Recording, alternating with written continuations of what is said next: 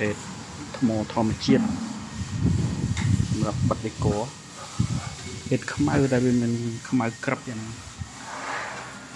ខ្មៅចង់ប្រាក់ទេ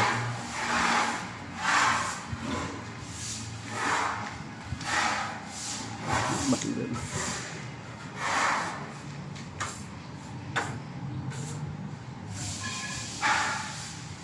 បិទដេក័រតាមអក្សរមុខផ្ទះអីហ្នឹងណា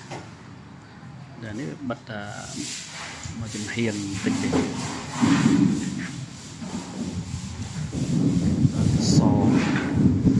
នៅខ្វះប្រហែលជា 3-4 ការ៉េទេគ្រប់